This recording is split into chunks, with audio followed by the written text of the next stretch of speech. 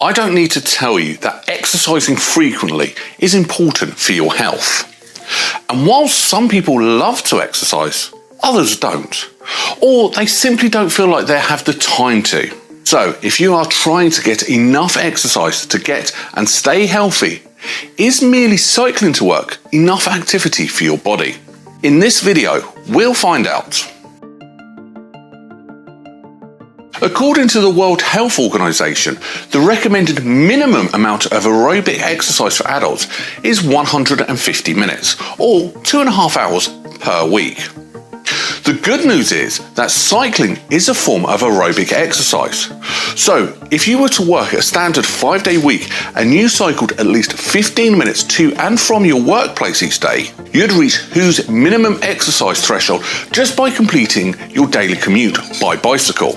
This makes cycling, and especially bike commuting, a great baseline for core fitness. It's just your chosen mode of transport, and it won't take any additional time out of your day, especially if you would have otherwise just been sat in your car. Of course, this is just the minimum amount of recommended exercise, and you can quickly undo the benefits of this if you are not conscious about what you put into your body. And that's not all. Although technically a type of aerobic exercise, cycling is one of the best and most highly recommended cardio workouts you can get. The aerobic aspect to cycling strengthens your heart, helping it pump more oxygen to the rest of your body, while the cardio side of it means your heart will pump more efficiently. So you get the best of both worlds in that respect through cycling, and that's just the start of the health benefits.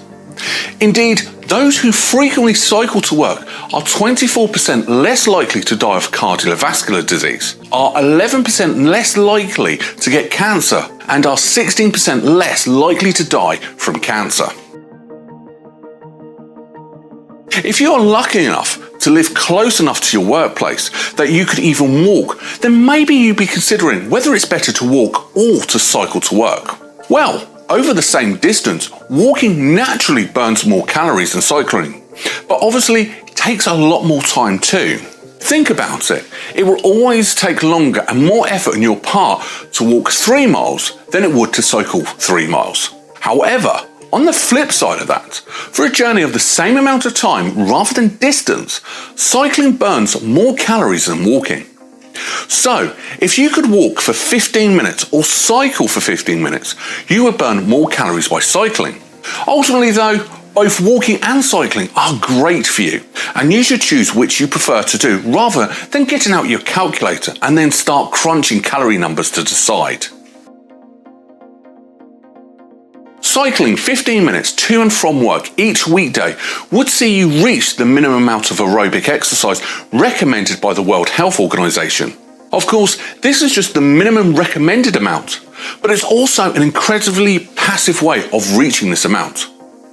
All exercise after this is essentially a bonus. Obviously, getting enough exercise really depends on a number of things, chiefly your goals, your distance, and your intensity. If you want to lose weight, you basically need to burn more calories than you consume. So, cycling at a moderate pace for 30 minutes per day will shed roughly 300 calories on average. But life's not just about burning calories.